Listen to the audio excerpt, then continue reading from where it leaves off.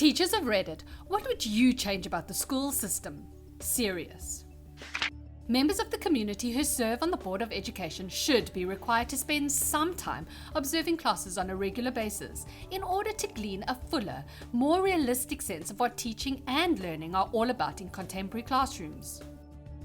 Too often, decision makers on boards only have vicarious knowledge of topics they are voting on, including budgets, which directly impact the education system and its results. At the same time, when important people do come and observe, teachers will teach and behave differently, usually the bad ones, that is. It's the same as when a parent of a troublesome student comes to observe. The normal, obnoxious student is suddenly a little angel. I'm in the UK. Give teachers more time to prepare lessons away from the classroom. I teach for the majority of the day, with an hour off for lunch and perhaps another hour of non-contact time to do all of my marking, planning, etc. Sometimes I want to set up an amazing lesson. I'm computer science, but it's quite often a choice of doing it in the evening and neglecting my own kids, or rushing it to be good enough but not amazing. I feel like in business, if you were pitching to a client, you'd give the presenter a decent amount of time to sort out the pitch, surely, not expect him to half-ass it in his own time in the evening. In UK, our maths department would just share some PowerPoints and resources with each other. The lessons were structured around tests though. We did mock GCSEs, then marked them to see how well we did, and had lessons on what we didn't do very well. UK high school teachers here allow students to fail. Not all of them, obviously, just the ones that decide not to take the help on offer. If I have a classroom of 30 students, 27 of them will do the work I set, turn up to the lessons, ask for help when they don't get it. However, the 2 or 3 that don't want to be there take up so much more of my time than the other.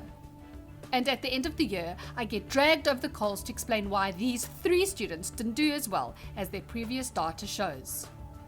For those who didn't understand it, if you say a student should not pass a grade, you, as the teacher, are the one who failed, get dragged over the coals, etc.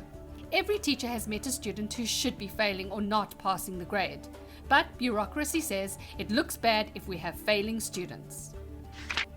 Taught a college-level chemistry class, I'd definitely say do away with busy work and focus on enforcing concepts. Critical thinking is definitely lacking in most education systems. Have a school start a little later so people don't have to wake up at 5 or 6 a.m. My high school requires us to be in homeroom by 7:15 a.m. We were done by 2 p.m, but the schedule was a vestige from agricultural days. Most of the area has been suburban for decades, with few working farms and even fewer family farms. During much of the school year, the trip to school happened in darkness or the break of dawn at best. Most families no longer have a stay-at-home parent, so schools should generally reflect regular working hours. American teacher here. 2 things. First, make teaching a true 9 to 5. Start at a reasonable time and build in enough time in the school day for teachers and students alike to get their outside of classwork done. Second, give up the notion that every child needs or should go to college. There's not even room in our colleges for that to happen anyway, and there are plenty of good jobs that need doing that do not involve a 4-year degree. Focus more on education beyond high school, less on college or university education. At my high school, one of our students went to a firefighter and eventually paramedic school instead of college. The school just about flipped its mind, convincing him not to because it would ruin their 100% HS college ratio, but he did it anyways. Reduce the amount of standardized testing, especially at the elementary school level. The kids I work with have so many different forms of standardized, multiple choice assessment that it's exhausting for them. I've worked with usually good students who happen to have test anxiety, and these tests might not even be an accurate measure of their knowledge, since they've become so psyched out in the high-stakes testing mentality. Yep, and on the other side of the coin, you have students, especially at the high school level, who couldn't care less about school being asked to take a test, where there's no incentive for them to do well. When using this information to grade teachers and determine school funding, what could possibly go wrong? For those not college bound, I would make the last year or 2 of high school focus on a trade skill and balancing a budget. My school had this for the last 2 years somewhat. You could take auto body, auto mechanics, food services, welding, machining, construction, and computer programming. The classes were half day and you could only take one per year. Some started in the morning and then you went to lunch, and others started lunch to when you left, 4 hours a day. They still made you take 3 regular classes, but if you planned it out from the start, you could take the 1-hour version of the trade classes that were just like some basic intro classes. If you didn't plan ahead, you could get stuck with a math and English because you got to do so many credits for those.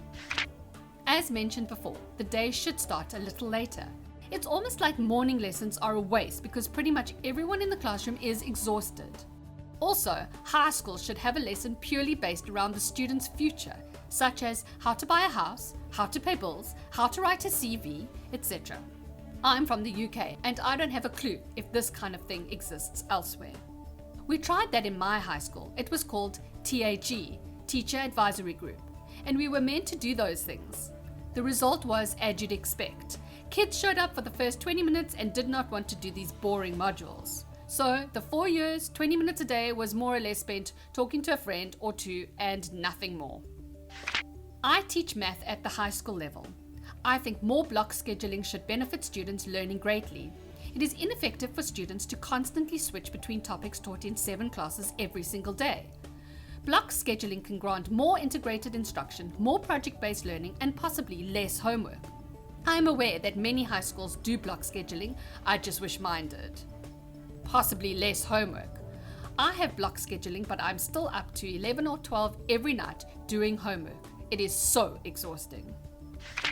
My wife is learning to be a teacher in the preschool kindergarten age range. She feels homework can become too overbearing and says that kids need to spend more time outside or engaged in play. I teach 11 to 16s. I think it widens the gap between the haves and the have-nots. Some kids have parents who will sit down every night and talk through their work with them. Others have parents who can't because they can't or because they're at work. It's most noticeable when they do a project and some bring in beautiful folders with excellent colors and library researched. Obviously, lots of help from parents. Others have a few scraps of paper, given to a student by me, written in biro, and they have no access to color or a parent who can help. When you worked hard on something and it still looks worse than the lazy rich kids who got his tutor to help, it makes you think that you are just no good. I'm from a family of teachers. Not sure I should post, but as a Canadian, I am shocked that schools in the States are funded based on the parents' taxes rather than all the children's schools getting equal funding. Our system is nowhere near perfect, not even close, but at least children from areas struggling with poverty still get decent schooling, and the teachers working there paid decently.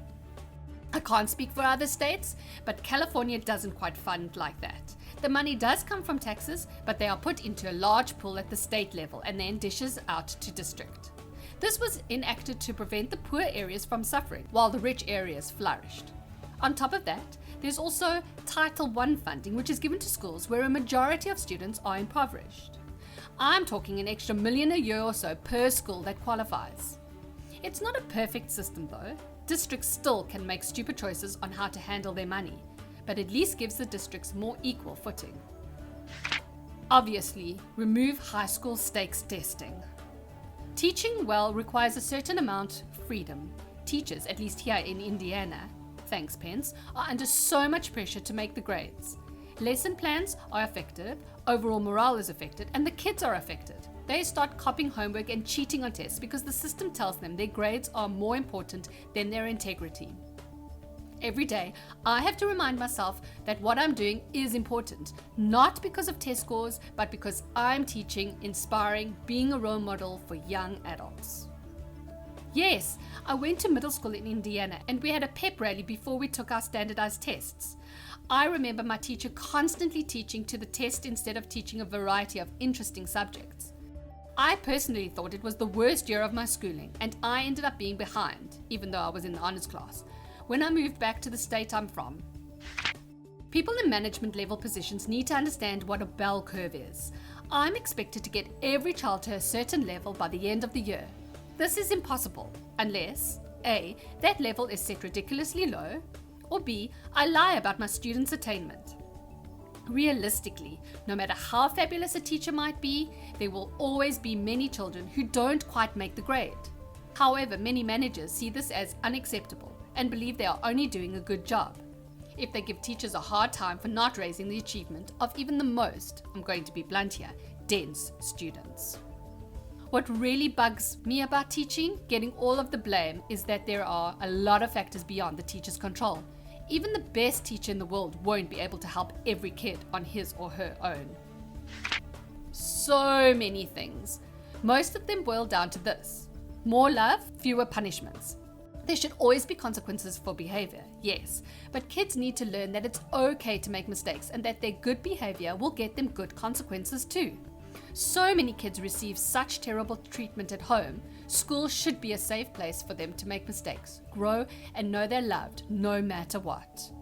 Source: I work with underprivileged kids in an inner city school.